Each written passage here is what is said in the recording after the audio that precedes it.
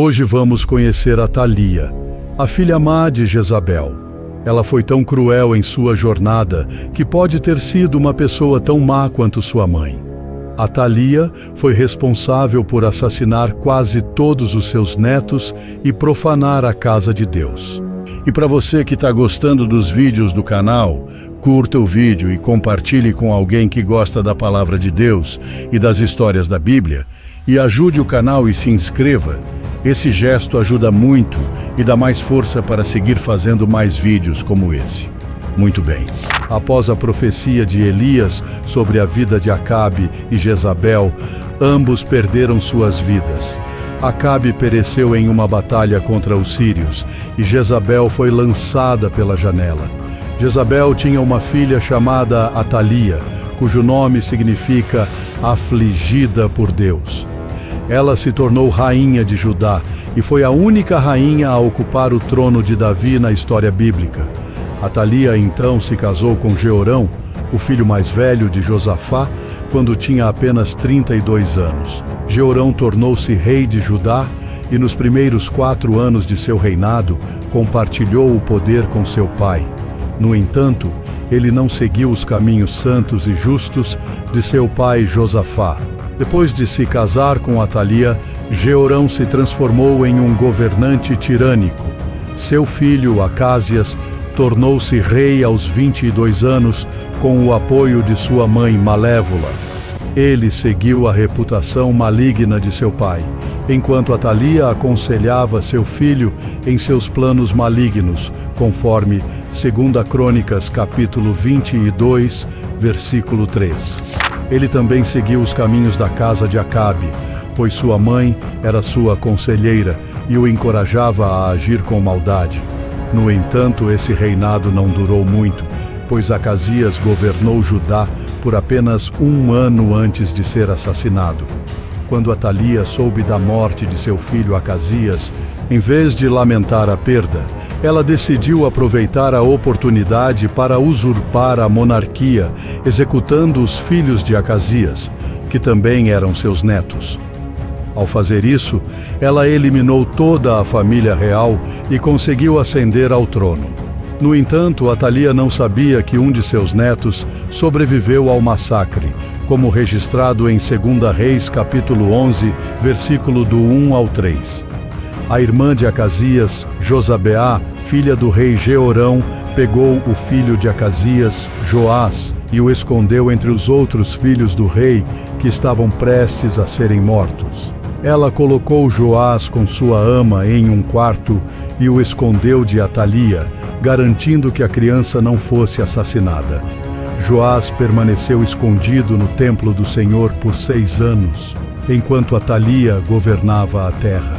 Atalia aproveitou a situação para consolidar seu poder. Depois que seu filho havia sido morto, ela tomou o poder para si mesma.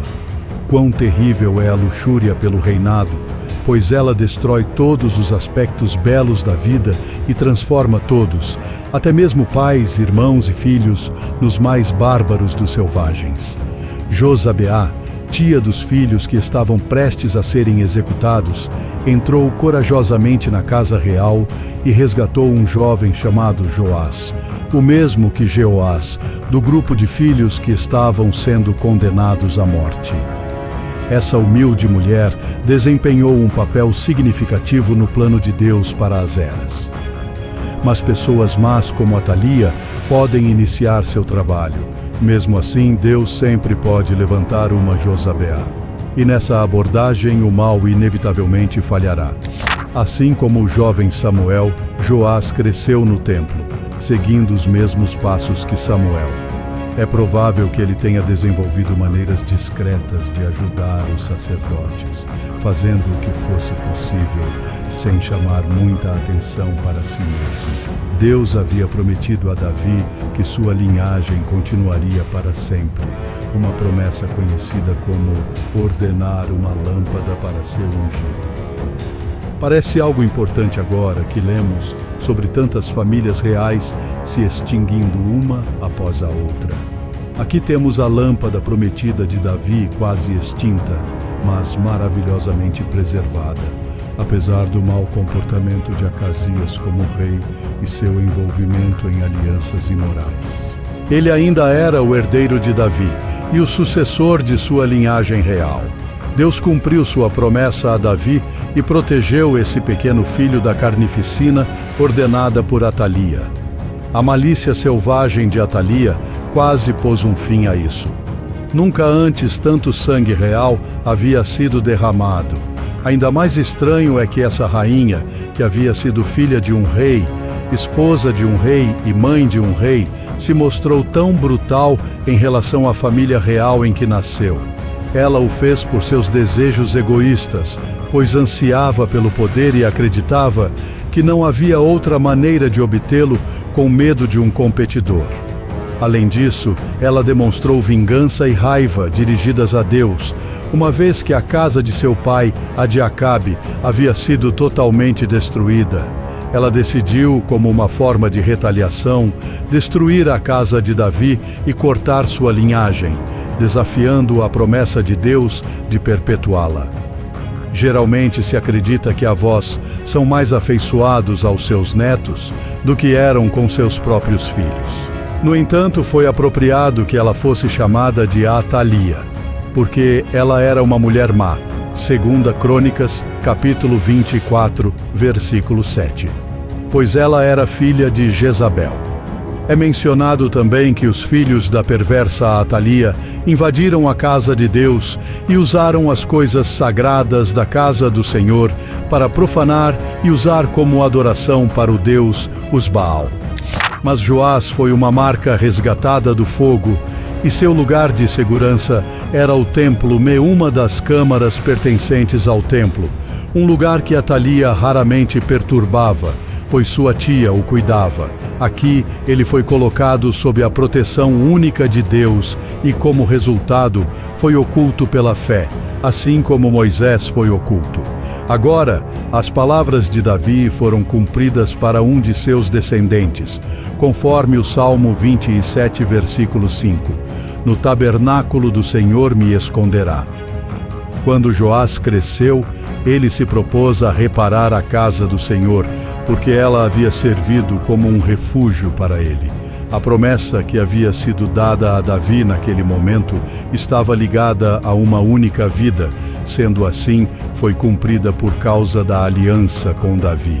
O Senhor protegeu Joás para que a linhagem real não fosse interrompida, mesmo quando Atalia tentou assassiná-lo. As repercussões a longo prazo do que ela tentou fazer são verdadeiramente surpreendentes. Isso foi uma tentativa diabólica de quebrar a dinastia real que conduziria ao Messias. Joás e sua ama permaneceram escondidos dentro do quarto não utilizado do templo o tempo todo. Ele não saiu desse local durante os 6 anos em que Atalia reinou na região. Atalia também estava muito atenta aos outros templos. Durante seu reinado como rainha de Judá, ela usou sua posição para fortalecer a adoração dos Baalins em todo o reino, colocando sacerdotes e construindo altares para seu ídolo dentro do templo do Senhor. Conforme 2 Crônicas, capítulo 24, versículo 7, pois os filhos de Atalia, essa mulher ímpia, tinham invadido a casa de Deus e também tinham oferecido a todos os objetos consagrados da casa do Senhor aos Baalins. Jezebel, mãe de Atalia, estabeleceu o precedente para esse comportamento, e Atalia seguiu seus passos.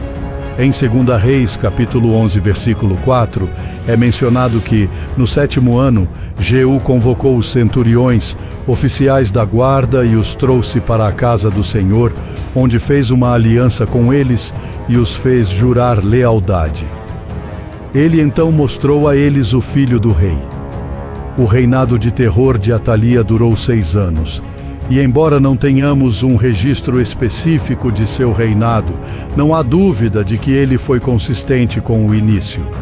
Enquanto Jeú trabalhava para acabar com a adoração a Baal em Israel, Atalia trabalhava para estabelecê-la em Judá, como é mencionado em 2 Crônicas, capítulo 24, versículo 7.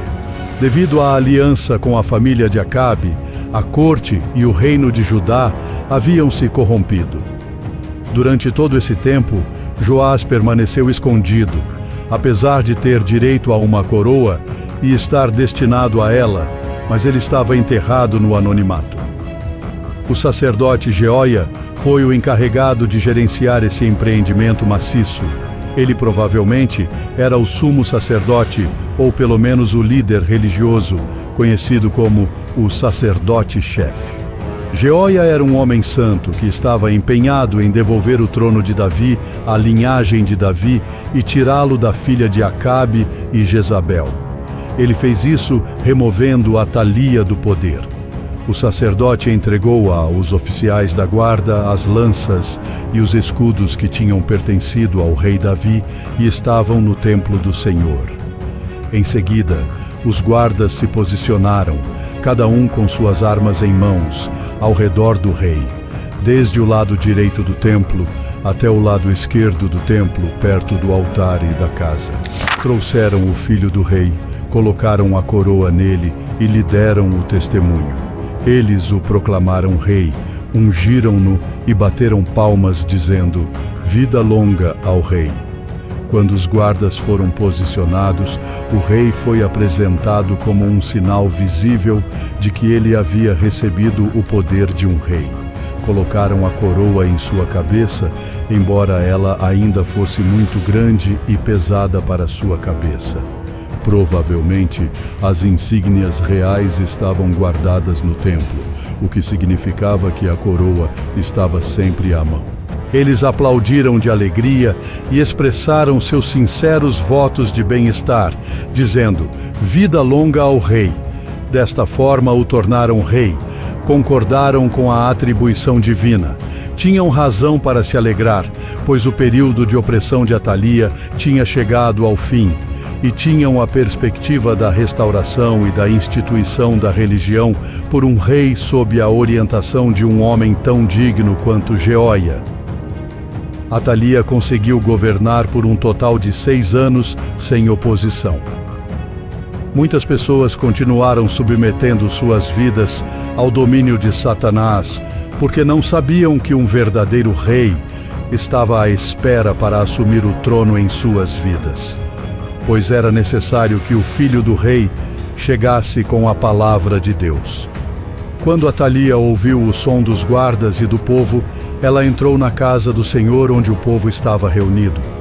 Quando olhou, viu o jovem rei no púlpito, junto à coluna, como era costume em tais ocasiões.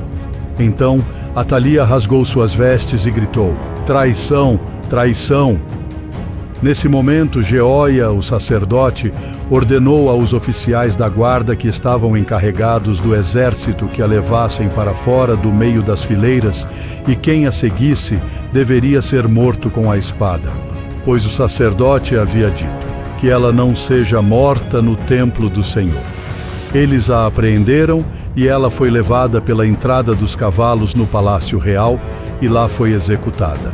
Então o sacerdote afirmou um pacto entre o Senhor, o rei, e o povo do Senhor. Então o povo entrou no templo de Baal e derrubaram tudo, principalmente as imagens desse Deus falso. Nesse momento, o povo todo comemorou e a cidade inteira ficou em paz. Joás tinha 7 anos quando começou a reinar o povo de Deus. Essa história não se trata de uma reviravolta, e sim de uma grande lição de aprendizado sobre como a ganância e a inveja só nos trazem a derrota e o sofrimento. Por isso, sempre devemos estar em paz e seguir firmes com Deus e seus ensinamentos. E se você chegou até aqui, deixe seu like. E não esqueça de se inscrever no canal para mais histórias bíblicas com grandes lições inspiradoras. Muito obrigado e fique com Deus e até a próxima.